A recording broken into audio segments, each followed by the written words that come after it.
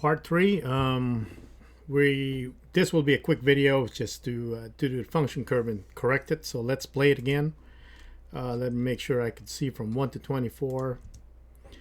All right, so we got the squashing at least correct with the pivot point being at the bottom. And now we need to correct the bounds. All right, so that's basically an interpolation function curve change. Because what's happening is that if we take a look at this, the motion of the ball is slow to drop, which is what we want, but it's also slow on contact because by default, the interpolation is a Bezier and it has principles of animation built in to slow in and slow out, or ease in or ease out. Okay, so first let's take a look at what the Bezier the function curves looks like. So if we go here, let's change our window from dope sheet to the graph editor. Okay, so I'm just going to click this icon right here.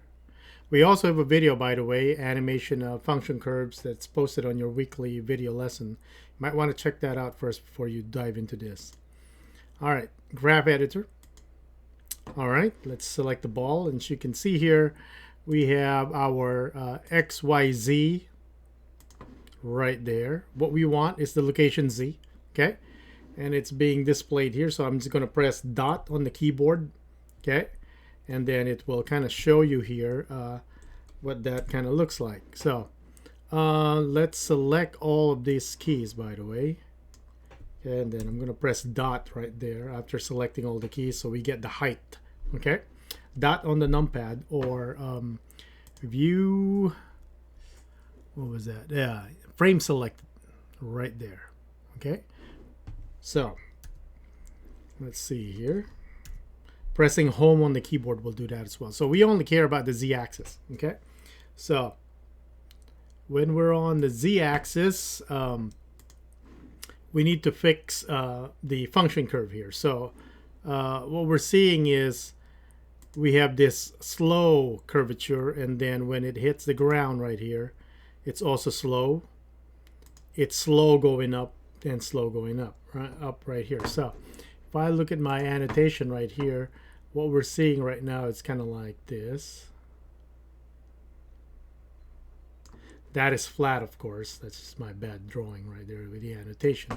So this is our keyframe 1, and we got our keyframe 10, keyframe 14, keyframe 24. So this is 1, 10, 14, then 24. Okay, so think of it like each keyframe, there's like a half and half, right? So there's nothing on frame 1 before frame 1, right? So that's why it's not there.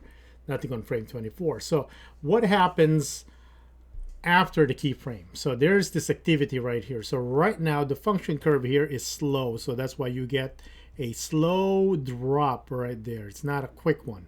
Okay, it just looks a little quick because of the repeating cycle. Okay, so let's go back here, frame 1, or wherever my annotation was, right there. Okay, so here it's slow, right? Yes.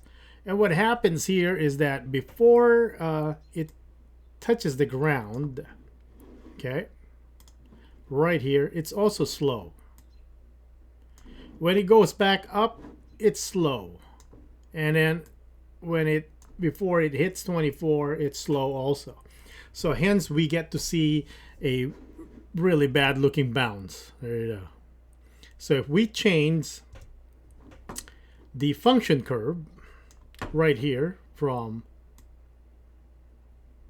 that to that, all right? So by reversing the curve, we get to change it from slow to fast.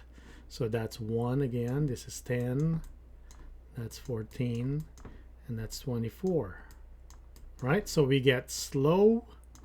Before it hits the ground, it's fast. When it's leaving the ground, after it leaves the ground, it's fast. And then before it could get to the highest point, of course, it slows down. So how do we get to change it to that? All right, so I have the Z location here. I'm just simply going to select this key right here, okay? And I'm going to kind of zoom in on that one.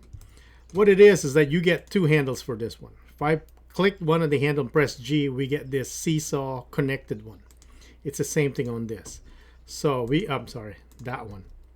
So we can never change this one without affecting it here. But why is it important that this is flat? Flat means no activity. We want it to stay on the ground. We don't want this thing kind of dribbling while it's actually squashing. So that makes sense if I go 10 to 14 right there. The movement, no movement, flat. So what we want to do is change the handle type. Okay, so if I right click here, I can change the handle type, or press V as in victory and change it from automatic to free. Now this function curve, I can select one of the handle and just press G and then reverse that. So I did that one. So basically I just reverse the look of the function curve, right? So let's take a look now. I'm going to play. All right, so we got the correct drop right there, but it's still floating here because it's still on the slow.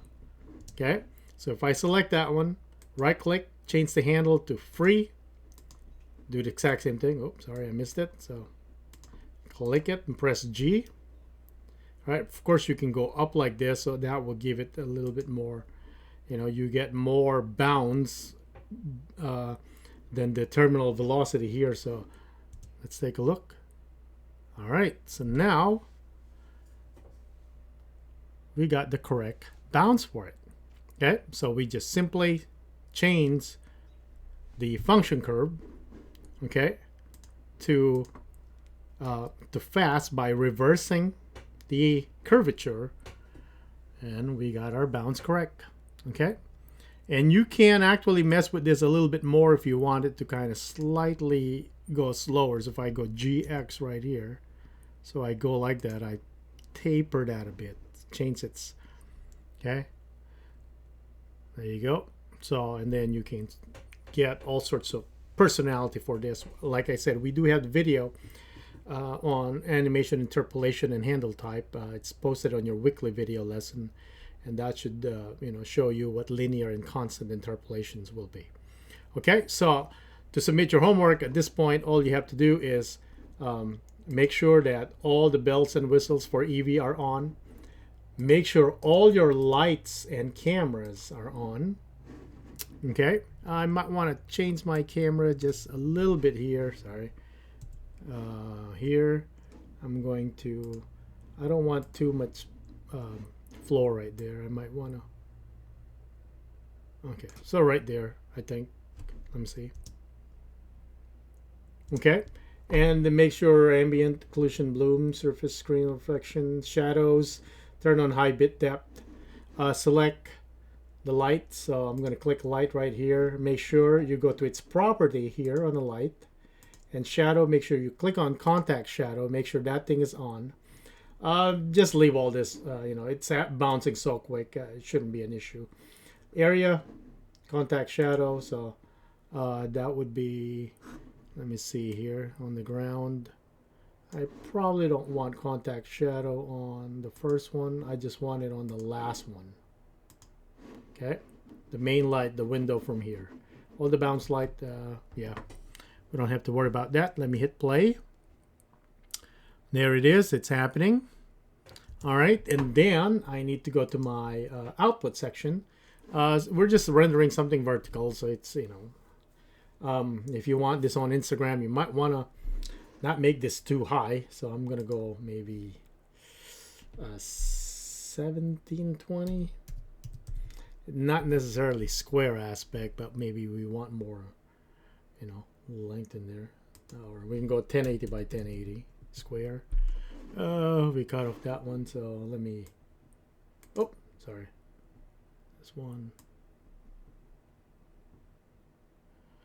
All right, so maybe 850, maybe. Or did I just ruin? Oh yeah, it used to be 1080 over here. It's this one I was messing with. So it's up to you. As long as I, you know, submit it and then we get to see it. Maybe like that, and All right, well, doesn't matter. You can leave it 1080, 920. Leave it at 100 right here. You're only animating 1 second, so in Instagram it will loop like crazy. So, all right, 1 to 24. What you want for your file format is QuickTime. MPEG video. Okay, you're encoding QuickTime if you have that option. If not, you can go AVI for Windows. AVI, then 8.264. We're gonna go QuickTime on this one. We're on a Mac. Medium quality. I mean, this is tiny, high quality. Encoding speed, good is fine. All right, and then very important right here, you give it a place to where you want to save it. I'm gonna hit desktop right there, and then click accept, so you see that it's showing right there, and then you can go type in the name. So I'm gonna go ball bounce, and let's see here. Yeah, so now if I go to my render animation, this should go fairly quick once it's doing that. There we go. So we'll actually just wait for it since it's almost done. It's only 1 second animation, so. All right, and then that will be available on my desktop. If I go to my desktop, ball bounce animation, and let me play it. Here it is. Okay, and I can go to QuickTime here, go to loop, and there's that. Okay, so I mean, this is basic animation, getting started on animation. We're not, even incorporating terminology from principles of animation, but there's plenty right here. Then we're going to dissect this bouncing ball, and then you guys will be bouncing all sorts of stuff to kind of drive the idea. Okay, and then we're going to start adding other components, and then we will start rigging this ball. We're going to make it a little bit complex, where you don't have to scale X, Y, Z independently. We can rig it so that when you do one squash, it does the other. When you do Z axis, it does the X and Y, so on and so forth.